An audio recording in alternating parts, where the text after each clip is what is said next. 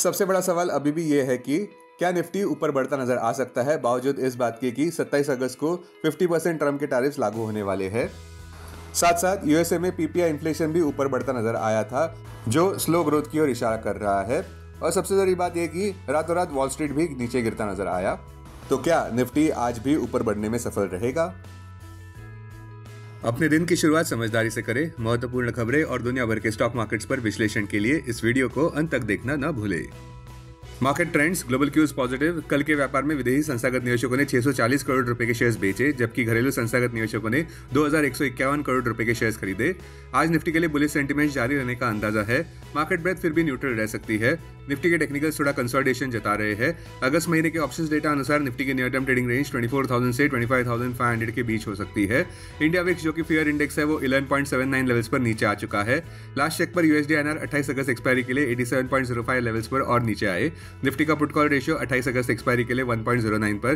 Bank Nifty का put call ratio 28 अगस्त के लिए 0.78 पर। आज के लिए निफ्टी का आउटलुक एक ऊपर नीचे होता हुआ सेशन देखने को मिल सकता है। अब आज की थीम पर ध्यान देते हैं। निफ्टी साइकोलॉजिकल 25,000 मार्क लक्ष्य बनाने का प्रयास पूरा कर सकता है, किंतु फिर भी हमारे कॉल ऑफ द डे अनुसार हम ये देखना चाहेंगे कि क्या वाकई में निफ्टी साइकोलॉजिकल 25,000 लेवल्स के ऊपर बंद होने में सफल रहता है कि नहीं। नेगेटिव बात यह हुई है कि कल के पॉजिटिव सेशन के बावजूद विदेशी संस्थागत निवेशकों ने बिकवाली दर्ज की है। यही सोमवार के व्यापार में विदेशी संस्थागत निवेशकों ने 551 करोड़ रुपए के शेयर्स खरीदे थे। रातों रात वॉल स्ट्रीट पर डाउ जोन्स रिकॉर्ड हाईस पर देखने को मिला, किंतु S&P 500 और नैस्डैक ने पॉज बटन हिट कर दिया और नीचे गिरते नजर आए।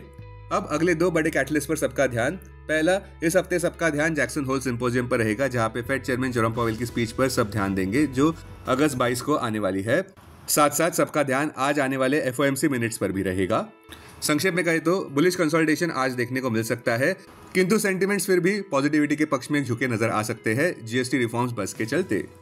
अब टेक्निकली अगर देखें तो निफ्टी क्लोजिंग प्राइस 24,981, सबसे बड़ा इंटरडे सपोर्ट निफ्टी के लिए 24,769 मार्क पर क्लोजिंग बेसिस अनुसार। इमीडिएट रेजिस्टेंस 25,050 मार्क पर क्लोजिंग बेसिस अनुसार। आज की ट्रेडिंग रेंज 24,850 से 25,100 के बीच हो सकती है, बायस पॉजिटिव।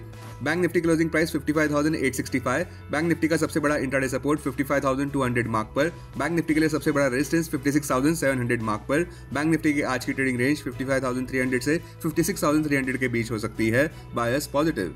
स्टॉक मार्केट खबरों में कल के सेशन में रिलायंस इंडस्ट्रीज एक स्टार और परफॉर्मर रहा। स्टॉक प्राइस 2.78% ऊपर। निफ्टी लगातार चौथे ट्रेडिंग सेशन में ऊपर बढ़ता नजर आया और साइकोलॉजिकल 25,000 मार्क हिट किया, किंतु बंद होने में असफल रहा।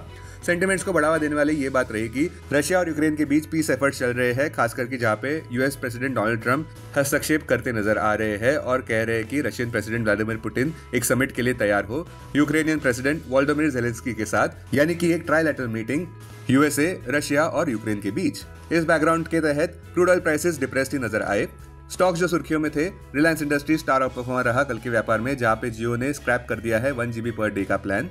हिंदुस्तान जिंक कंसोलिडेट होता हुआ नजर आया, जहां पे बोर्ड ने 10 MTPA टेलिंग्स रिप्रोसेसिंग प्लांट को अप्रूव किया है, जो कंपनी के ओवरऑल 2x ग्रोथ प्लान का हिस्सा है, यानी कि कैपेसिटी डबल की जा सकती है। टेलिंग्स रिप्रोसेसिंग प्लांट का खर्चा ₹3,823 करोड़ का आ सकता है, जिसमें यह प्रोसेस होता है कि मेटल को रिकवर किया जाता है टेलिंग डंप से। सोमवार के व्यापार में 5% की बढ़त हासिल करने के बावजूद भी कल के व्यापार में वोडाफोन आइडिया 1.86% ऊपर बढ़ता नजर आया। ऐसा देखने को मिल रहा है बावजूद इस बात के कि कंपनी के Q1 रिजल्ट्स डिप्रेस्ड रहे हैं। हालांकि रेवेन्यू में मॉडेस्ट ग्रोथ देखने को तो मिली।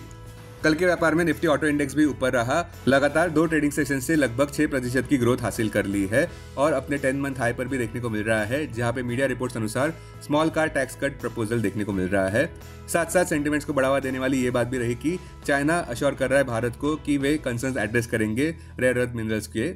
मारुति ने भी फ्रेश ऑल टाइम हाई कायम किया। साथ साथ अशोक लेलैंड ने भी, आयशर मोटर्स और TVS मोटर्स ने भी।